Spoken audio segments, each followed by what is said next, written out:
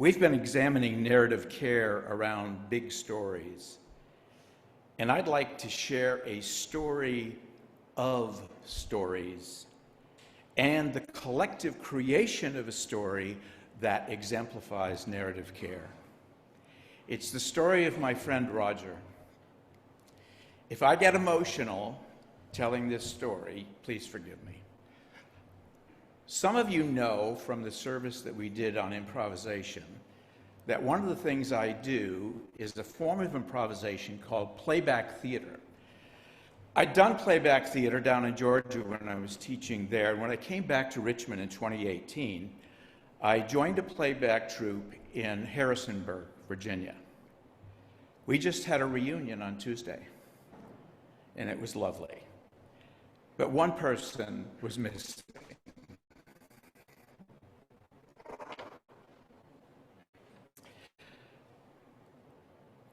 Roger was the co-founder of this troupe. The troupe had to disband for a few reasons, primarily because of the pandemic, but also because of the loss of one of our leaders, and the fact that the other co-founder moved out of state, and two other members started families, and you get the picture. We knew that Roger had significant health challenges. He had had a massive heart attack. He had had a leg removed from the knee down because of his diabetes. He was on dialysis, and his organs were failing.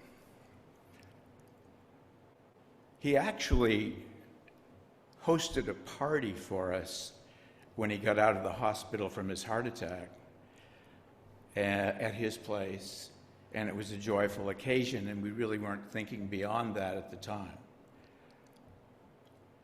But then we got a phone call from the co-founder, and she said, Roger has been told that he has somewhere between a week and 10 days left in his life. And that was devastating.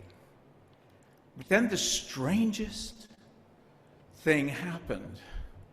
The rest of the phone call was, oh, and by the way, Roger has invited all of you. We're going to meet at the location where we always rehearse, and we're going to do playback theater around his stories of us and our stories of him. That's what we do. And we said, okay, kind of surprised. But that was Roger. So we kind of arrived a little bit ahead of him because we wanted to set up some refreshments, because he had said, we're going to want to take a break somewhere in the middle and nosh a little bit, and socialize before we do the second half. He arrived, and you could see that he was altered from the last time we had seen him. He was accompanied by a nurse and by an end-of-life doula. You know that doulas bring new life into the world. Some doulas also guide the process of leaving this world. Roger took over and held court. He said, I want you all to think of me as the Sultan's wife. I'm taking the baths, okay? And all of you are my handmaidens, and each of you is bringing in an amphora of healing oils. And you will be pouring your healing oils into the water, and here's the rub. Not only will I be healed, you have to get in the water along with me, so you will be healed too. So we all told our story of Roger. My story was that we were rehearsing one time, and this is after his leg had been removed, and he was rehearsing, and by the way, still performing with the aid of a crutch. And he got it in his head that he was going to get up on top of one of our wooden boxes during the course of one of our performances. And of course, he fell down. And I went over to him and I said, "Are you all right?" He said, "Of course I'm all right. I fall down all the time. It's just a matter of getting back up again," which I do.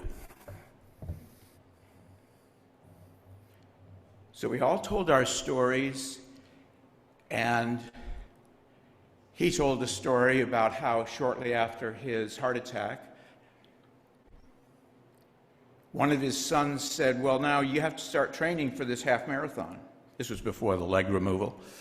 You have to start training for this half marathon." He said, "Well, I was skeptical, but I did it." And he said, "I finished the race. I didn't win, but I finished the race."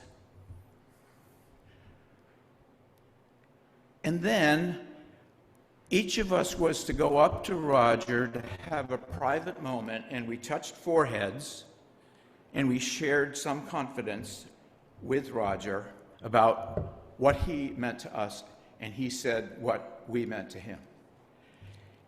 And this was amazing. He said, "After you do that, each of you, I want you to reel back and go, 'Rah!'" There were about 20 of us there that night, so there were 20 of those.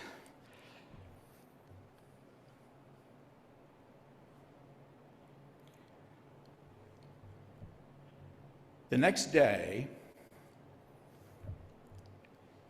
Roger did something that it was a tradition in the Inside Out Playback Theater Company. That is, we'd get together to fly kites. So we went up in the mountains. He lived in Harrisonburg, so it wasn't far. And we flew a kite. He took a hold of it. And the metaphor was not lost on us of his spirit taking flight. A few days later, we got the word that he had passed. And I carpooled with another member of the troupe. And we're driving back from this amazing event. And I said, "You know, it just occurred to me that we shared all these stories, but we were creating one too. And you've just heard it."